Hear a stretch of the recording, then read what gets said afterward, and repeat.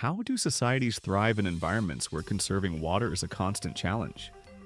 Ancient Angkor, the capital of the Khmer Empire, now Cambodia, and Singapore, a modern island nation, both provide extremely valuable answers shaped by geography, innovation, and adaptation. Angkor flourished during the 9th to 15th centuries, housing 1 million people at its peak. Angkor was primarily located in the Tonle Sap Lake, a region defined by its monsoons and forested wetlands. Singapore gained its independence in 1965 and now supports 5.9 million people on just 734 square kilometers of humid terrain.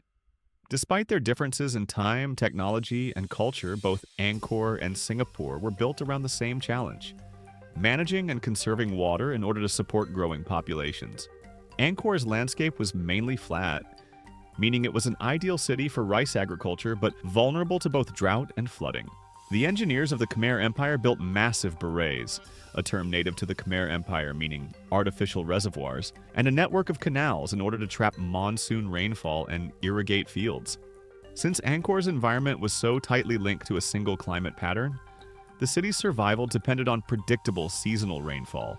However, Angkor's environment became even more vulnerable when the empire began clearing trees to expand rice farming. This led to more flooding, which ruined the land piece by piece.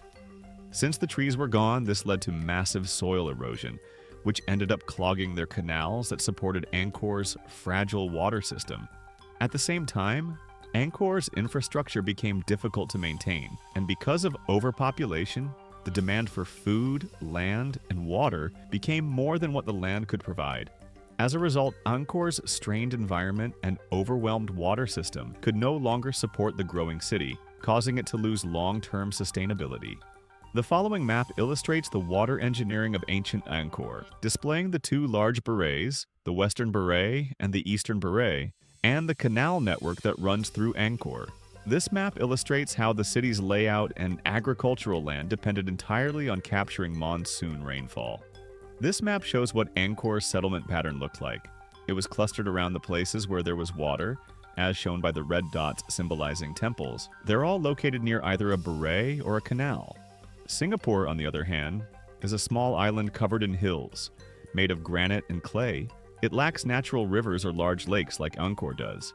Unlike Angkor, Singapore's water system includes advanced drainage, desalination, and rain capture systems, turning every single drop of water in Singapore into a usable resource. Singapore also finds creative ways to reuse wastewater. For example, they use their desalination plant brand, NE Water, to treat wastewater and convert it into high-quality drinkable water. The teal/light blue dots on the map represent these sewage purification facilities.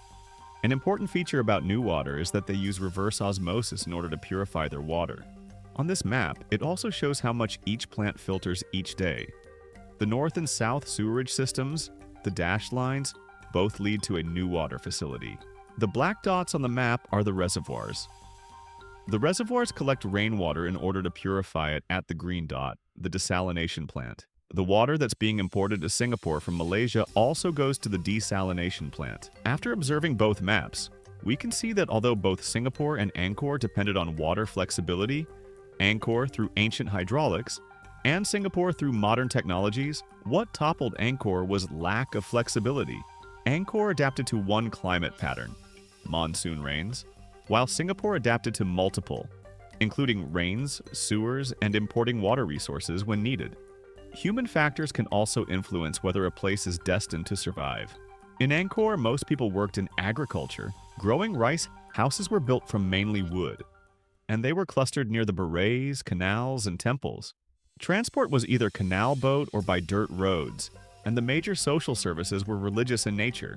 Singapore, on the other hand, is driven by services and technology. Singapore's population typically worked in the factories, but in the 21st century, they've transitioned to PMET jobs, which are professionals, managers, executives, and technicians. Singapore focuses on finance and global trade. This leads to positive benefits for the community. Some examples are 90% of citizens live in apartments and use transportation like cars and buses, powered by electricity. All of these factors combine to make Singapore a very well-rounded community with health, education, and digital infrastructure being government planned at the national level. Yet another key factor is political stability. Angkor's power depended on a divine monarchy that weakened over time, but Singapore's stability under an independent, well-organized government allowed consistent growth. Settlement patterns can be categorized into three categories. Linear settlement patterns mean people live in a line-like pattern. Scattered settlement patterns are when there's no real order, and clustered settlement patterns are when people live grouped together. As previously shown, Angkor was a clustered settlement, villages and farms grouped around temples and canals. This clustering supported irrigation but made the population of Angkor dependent on one hydraulic system. As water management failed, people moved outward, scattering themselves into smaller rural settlements.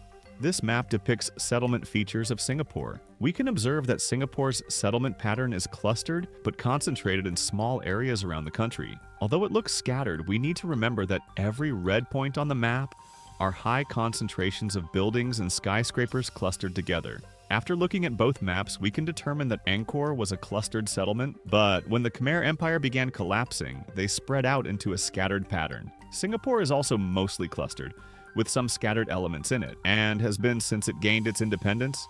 The environment also holds a key part of whether or not a settlement will last long-term. With Angkor, its success became its downfall. When monsoon rains weakened, agriculture collapsed. However, Singapore has learned from such history. Since Singapore relies on many different water sources and continuous innovation, it avoids the structural weaknesses that contributed to the collapse of Angkor. Here are some examples. The Green Plan 2030, which protects water reservoirs, plants trees, and promotes waste-to-energy recycling, is just one of the ways Singapore is ensuring it maintains long-term stability. Singapore has also pledged to try to achieve zero emissions by 2050. When comparing Angkor with Singapore, we're able to observe how human settlements change and adapt in response to new challenges.